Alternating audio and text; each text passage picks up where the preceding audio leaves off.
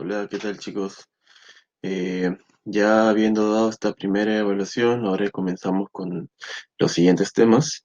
Lo primero que vamos a analizar en estas siguientes clases es el tema de análisis de varianza, al cual lo conocemos como One Way ANOVA o ANOVA de una vía, ¿correcto?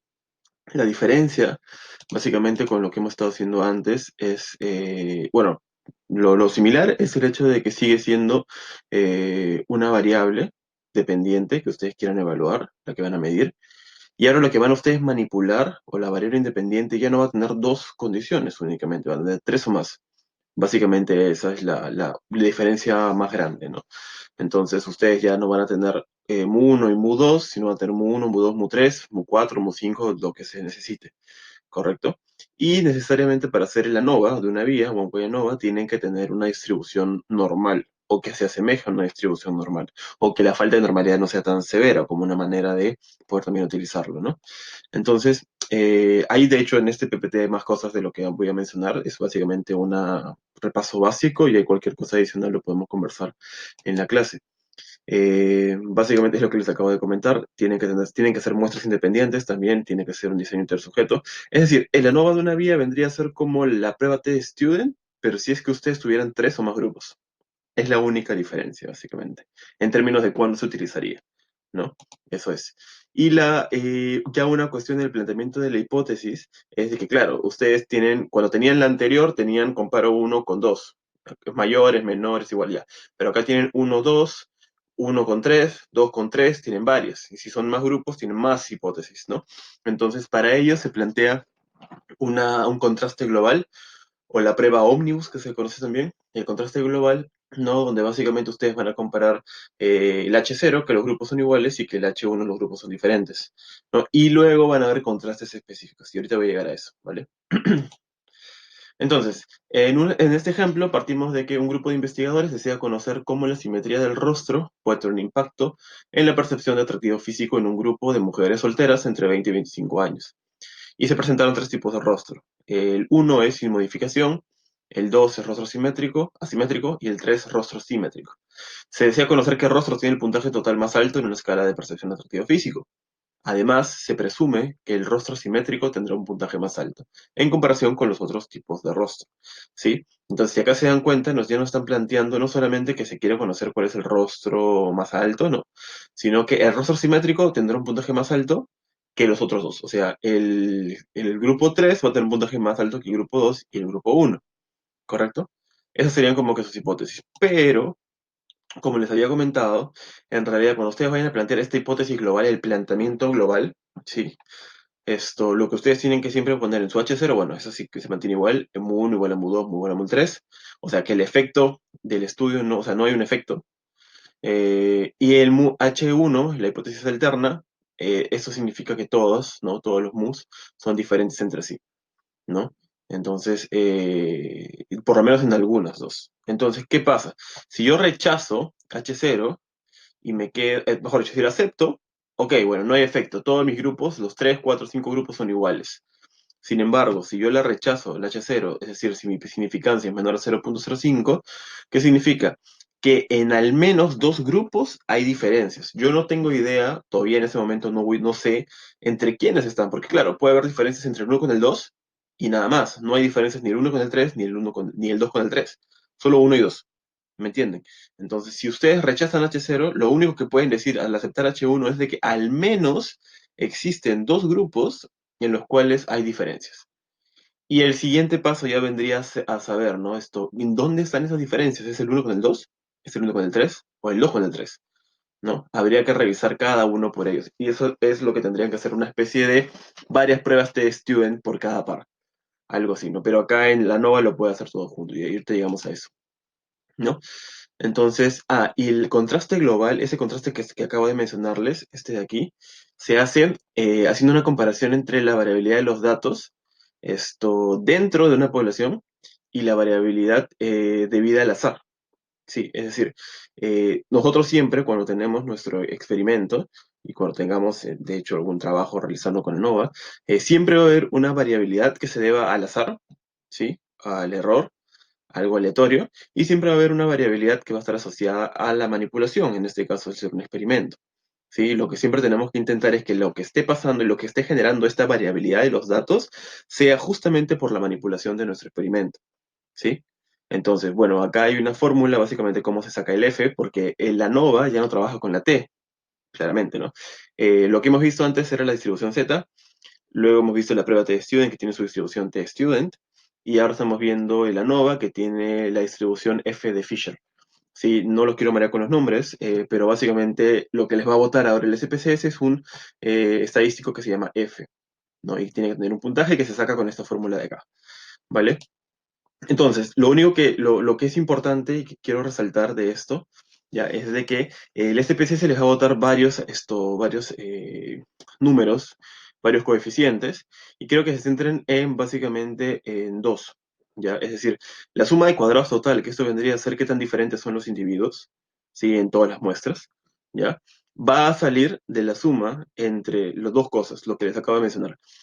¿Qué tan diferentes son las muestras por el simple hecho de provenir de muestras distintas? Es decir, la variabilidad basada en sus medias, es decir, entre los grupos, ¿ya?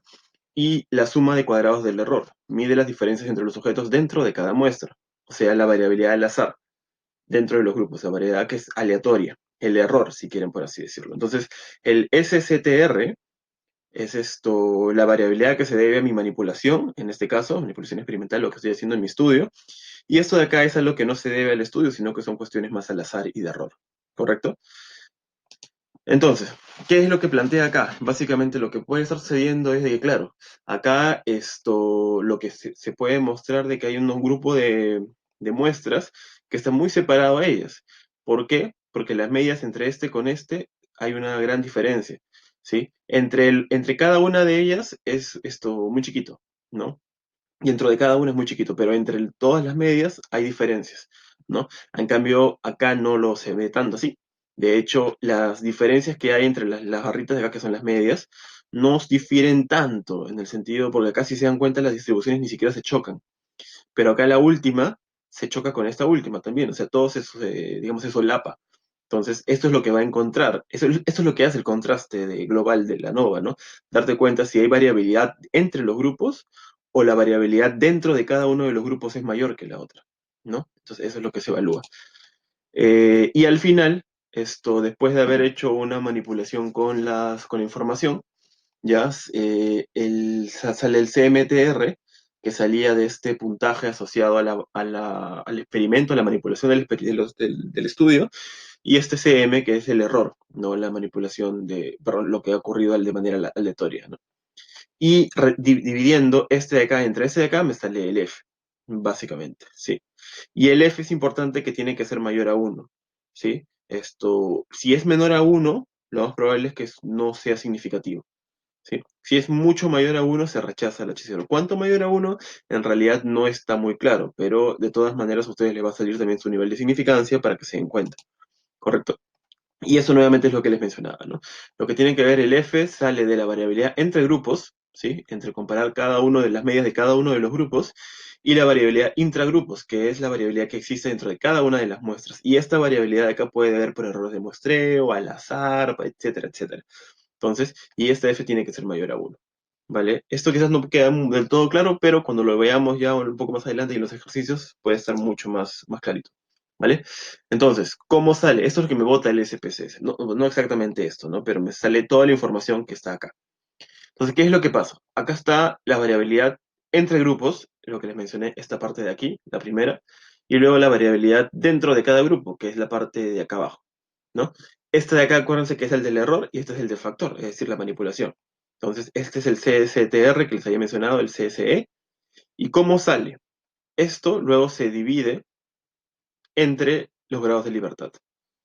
Y luego va a salirme un resultado para cada uno, que están las fórmulas, no tienen que saberlas, simplemente para que lo tengan ahí.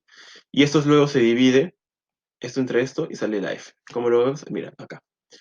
Entonces, esto de acá, ¿sí? Es la suma de cuadrados. Entonces, esto de acá lo divido entre 2 y me sale este resultado aquí. Y esta suma dentro de los grupos también la divido entre 24 y me sale este número de aquí. Luego divido este entre este y me va a salir 8,986. Y como esto es mucho más que 1, miren cómo es la significancia. ¿No? En este caso sería significativo. ¿Sí? Esa es básicamente la explicación, ¿no? Siempre la media cuadrática debería ser mayor en la medición entre grupos que la media cuadrática dentro de cada uno de los grupos. ¿Sí? Porque eso significa que hay una mayor variabilidad que se debe a mi manipulación experimental y no a cuestiones de error o cuestiones al azar. ¿Me entienden? Entonces, mientras más grande sea la f, mayor a 1, la probabilidad de significancia va a ser más pequeña. ¿Sí? Y ok, esto que hemos visto hasta ahorita es solamente la explicación del contraste global. ¿Ok? Si yo no encontrase diferencias entre mi significancia de acá, es decir, esto no fuera significativo, pues no me queda otra más que aceptar H0 y H0 es que todos los grupos son iguales. ¿Correcto? Sin embargo, si esto es, pues, digamos, significativo, como lo es realmente acá, entonces ya, ok, yo digo que entre al menos dos grupos habrá diferencias. ¿Y cómo reviso cuáles son los grupos que tengo que ver? Ya, para ello están los estadísticos asociados a las hipótesis, ¿vale? Entonces, nosotros tenemos dos tipos de hipótesis, los contrastes ad hoc y los contrastes post hoc. Los contrastes ad hoc tienen que ver básicamente con cuando ustedes ya tienen alguna hipótesis previamente planteada o elaborada, ¿sí? Es decir, solamente quieren conocer, por ejemplo, la diferencia entre uno, 2 y uno y 3, no entre 2 y 3. Entonces, ustedes tienen que configurarlo de cierta manera para que solamente se los evalúe a esos dos pares, básicamente, ¿no? Sin embargo, esto suele utilizar más, y de hecho nosotros esto lo vamos a utilizar para el curso, estos que se llaman contrastes post-hoc, que son ya los contrastes que tú haces todos contra todos, entre todas las condiciones, ¿no? A veces pasa de que en los contrastes ad hoc el investigador no planeó que algo sucediera, entonces por lo tanto no hace esa comparación, pero acá en el contraste post-hoc sí la hace, y puedes ver, oye, mira, esto salió, pero no lo había previsto, entonces lo tomamos en cuenta. Sí, entonces eso es lo que se suele utilizar más, de hecho, no se suele utilizar mucho los ad hoc. Y el tema está que, bueno, vamos a trabajar nosotros con los post hoc, ¿ok? Pero acá pasa lo mismo que en la prueba de student, ¿se acuerdan? Las varianzas si son homogéneas o no, heterogéneas. Correcto. Entonces, básicamente acá, si las varianzas son homogéneas, y lo vamos a ver igualito con Leven, igualito, la manera como se interpreta Leven va a ser la misma, tengo que seguir trabajando con otro cuadro que se llama la test de F de ANOVA, que es este de aquí. Este de aquí es el que dice ANOVA, pero la tabla se llama ANOVA, F de ANOVA, el F de ANOVA. No tengo que revisar este. Si no fuera ese el caso, y sean varianzas heterogéneas, ya no reviso este cuadrito, reviso uno que se llama Welch, la prueba de Welch, ¿sí? Que nos va a aparecer ahí también con su nombre, no se preocupen. ¿Sí? Entonces, si estoy en el contexto de ANOVA, esta tabla de acá, los estadísticos de contraste post-hoc, o sea, los contrastes específicos, hay diferentes, ¿ya? Se suelen utilizar la prueba de Jeffé, o Tukey, Bonferroni, LSD, sí, LSD. Hay varios, ¿ya? Los que se suelen utilizar más es Jeffé, Tukey, Bonferroni. Ya, personalmente les voy a comentar que intenten usar Bonferroni, sí, ya luego lo vamos a ver específicamente por qué, pero bueno, da igual en realidad, ¿no? Las diferencias son muy mínimas y que para el curso no los vamos a notar mucho. Pero en el caso que sean heterogéneas, en realidad se tendría que utilizar la prueba de James-Howell. Esta es para analizar todo eso de acá, la de prueba de Jeffrey, Tukey, pruebas de James-Howell, es para analizar ya los contrastes específicos, es decir, uno con 2, uno con 3, 2 con 3, todos contra todos, ¿vale? Esta de acá, el anterior, el test de Welch y el test de Fedenova, es para analizar los contrastes globales. Si es que todos son iguales o hay algunos que son diferentes. Esa es la lógica, ¿vale? Entonces, y bueno, al mismo ejemplo se le colocan dos condiciones más. Ahora son rostros simétricos de tez clara y rostros simétricos de tez oscura. Y quiere ver si hay diferencia entre los cinco grupos, ¿no? Entonces acá se plantean las hipótesis, ¿no? Acá no todos los grupos son iguales, acá al menos hay dos diferentes. Las varianzas, igual las cinco varianzas son iguales, y acá es que al menos dos varianzas deben ser diferentes, ¿no? Y acá me sale. Esta es la prueba de homogeneidad del evento. Si se dan cuenta, ya no aparece junto con lo otro que aparecía antes en la test tube, aparece todo junto, acá aparece separado. Ya quizás esto les aparezca un poco diferente si ustedes tienen la versión 25 y les aparezcan otros más, ya, pero básicamente lo que tienen que revisar es la significancia nuevamente. Creo que si les aparecen más cosas, tienen que revisar uno que dice que se basa en la media, ¿correcto? Pero bueno, acá es significativo, es menor a 0,05. Entonces, si es menor a 0,05, rechazo H0. Y si rechazo H0, significa que las varianzas, rechazo la opción que las varianzas son homogéneas, por lo tanto, no son homogéneas. Entonces, ¿qué tendría que revisar? La prueba de Welch. y acá les aparece. Ya no me aparece la tabla de ANOVA, ¿se acuerdan que decía ANOVA y el F? Ahora me aparece Welch, que es esta tablita, es básicamente esto, muy chiquita. Y acá nuevamente les aparece la significancia. ¿Correcto? Y esta Welch lo que me está diciendo, me está contrastando estas hipótesis. Los grupos son iguales, o por lo menos los grupos son diferentes. Al menos hay dos diferentes. Entonces, si es significativo, tengo que rechazar mi H0, que es los grupos son iguales, y por lo tanto me quedaría con esta. ¿Qué significa? Que al menos entre dos grupos de lo que hemos estado viendo, ¿no? De los rostros simétricos de tez clara, simétricos, no etcétera, al menos dos de los cinco son diferentes, ¿correcto? Entonces, ya que sé eso, tengo que ir a los contrastes específicos, que en este caso, al ser Welch, ¿se acuerdan? Al ser Welch, estoy acá, test de Welch, tengo que revisar la prueba de Games-Howell. Entonces regreso, y acá está, Games-Howell. ¿Vale? Y lo que les va a salir acá es comparar todos contra todos. Es decir, la condición uno sin modificación les va a comparar con las otras cuatro. La simétrico, que era la segunda, les va a comparar luego con las otras cuatro también, y así sucesivamente todos contra todos. Entonces, lo más probable es de que acá les tengan ustedes estos repetidos, ¿sí? Elementos repetidos. Y lo que tienen que revisar acá es más que nada la parte acá que dice significancia. ¿Sí? La parte que dice acá significancia es lo que tendrían que revisar ustedes. ¿Vale? Eh, y eso, acá tienen que revisar, por ejemplo, sin modificación, esto y simétrico. Acá es significativo. En sin modificación y simétrico no. Significativo acá. Y acá es lo que tienen que revisar. Y estos son los únicos significativos. ¿Vale? Y tienen que darse cuenta que no se repitan. Porque puede ser de que, mira, el sin modificación y asimétrico está acá. Y el asimétrico sin modificaciones también está acá. No es lo mismo, solamente que es al revés. ¿No? Entonces, esos son los cuatro y ustedes tendrían que justamente concluir en relación a sin modificación y simétrico, esto, ¿qué más? Sin modificación y simétrico tez oscura, asimétrico con simétrico y asimétrico con simétrico tez oscura, básicamente, ¿no? Esas son las comparaciones. Y acá ustedes lo pueden ver ya de manera visual, ¿no? Lo cual eran las comparaciones, sin modificación y simétrico, sin modificación con simétrico, acá están, obviamente simétrico tiene un puntaje más elevado que sin modificación, estadísticamente significativo. Luego estaba sin modificación y simétrico tez oscura, sin modificación que está acá abajo y simétrico tez oscura que está acá arriba, sí, básicamente.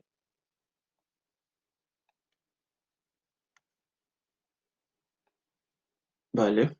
De ahí estaba asimétrico y simétrico, acá también hay diferencias significativas. Y finalmente asimétrico con simétrico tez oscura, ¿no?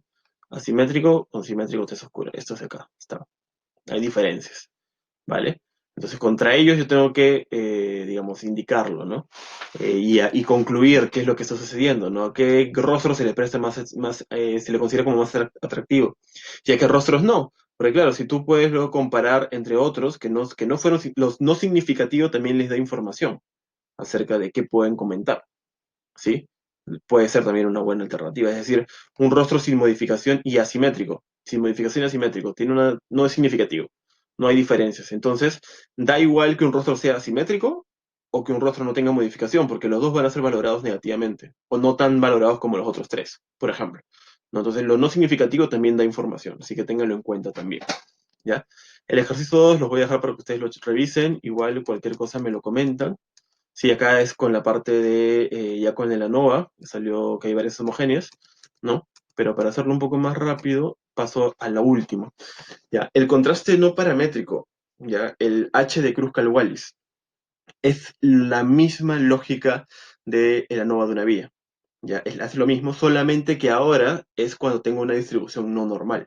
Es decir, tengo tres o más grupos, ya no puedo trabajar tengo tres más grupos, mi distribución no es normal, entonces ya no puedo trabajar con Mann-Whitney, tengo que trabajar con este que se llama Kruskal-Wallis, ¿vale? Es básicamente la misma lógica, esto de la NOVA, solamente para distribuciones no paramétricas. El tema está en que la H de Kruskal-Wallis no tiene estos contrastes específicos con, por ejemplo, Bonferrón y Jeffé o Games Howell que hemos visto. Básicamente, básicamente, ¿no? Lo que tiene es la opción de realizar contrastes específicos utilizando la prueba de Udeman-Whitney, básicamente, ¿no? Entonces, lo que tendrían que hacer es cada uno de los pares hacerlo la prueba de Mann-Whitney por separado y hacer, por ejemplo, uno con 2 Mann-Whitney, 2 con 3 Mann-Whitney, uno con 3 Mann-Whitney, ¿no? El tema es que si ustedes hacen esas comparaciones así de manera independiente, pueden incrementar el error del tipo uno, ¿no? Porque ustedes están tomando en cuenta uno con 2 sin tomar en cuenta la distribución de 3. Y ahí ustedes pueden encontrar diferencias significativas entre uno y 2, pero que si tomasen en cuenta la de 3, probablemente ya no encontrarían diferencias. Entonces, lo que se suele recomendar para ello es de que, teniendo en cuenta la cantidad de grupos, ustedes reduzcan el nivel de significancia, sean más estrictos con la significancia que buscan para evitar cometer el error tipo uno. ¿Sí? Esta parte de acá, si quieren, luego la puedo repetir en la clase, no hay ningún problema, pero el tema es eso, intentar reducir el error tipo uno, y si tienen, por ejemplo, tres grupos, ¿sí? Tienen que ser tres contrastes posibles, el uno con el 2, el uno con el 3 y el 2 con el 3, ahí están los tres. La significancia ya no debería ser menor a 0.05, sino debería ser menor a 0.016 para que sea significativo, por ese tema de evitar el error tipo uno.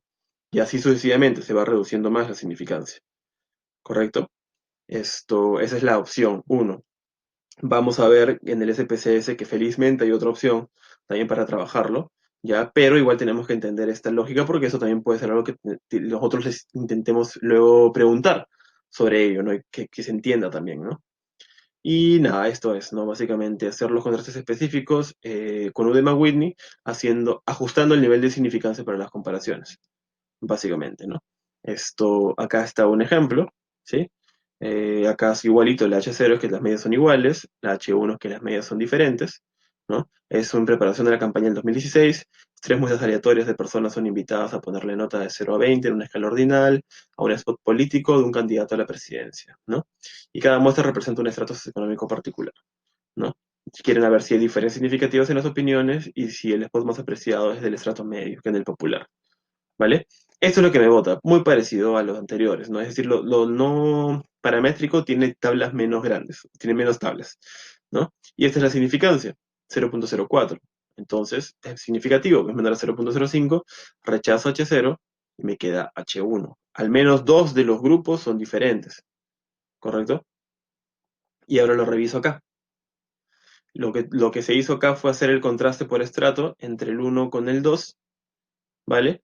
Entre el uno con el 2 que es básicamente, si no me equivoco, el estrato popular y el estrato medio, ¿sí? Y esta es la Udema Whitney, que lo he hecho por separado, ¿no? Y en este caso reviso la significación exacta, 0.008, lo cual, al ser tres grupos, 0.008 es menor a 0.0116, perdón. Entonces, ahí sí sería significativo, ¿me entiende? O sea, no tiene que ser menor a 0.05 ya, se tiene que ser más chiquito todavía, por el tema del error tipo uno, ¿sí? Y acá es el uno con el 3. Si se dan cuenta, estoy haciéndolo por separado, un Eman Whitney. Y acá me aparece esto de acá y acá no es significativo, ¿no? Y acá es el 2 con el 3. La O de Eman Whitney tampoco es significativo. Solamente era el uno con el 2, ¿sí? Y acá está, pues, ¿no? El uno medio, la mediana, 8 con el 12. Esta es la diferencia, ¿no? Pero entre el 8 y el 10 no hay diferencias y el 10 con el 12 tampoco hay, ¿sí? Ahí se revisa la mediana y ya está. ¿Vale? Entonces, esa es la lógica del Kruskal-Wallis, ¿sí? Sé que igual son temas nuevos, de todas maneras esto lo vamos a practicar, lo vamos a trabajar, lo vamos a elaborar, vamos a estar atentos a sus consultas, pero sí sería bueno que ya le vayan dando una mirada a esto, ¿vale? Entonces, nada, que estén bien y cualquier duda nos la comentan en la clase. Cuídense, nos vemos.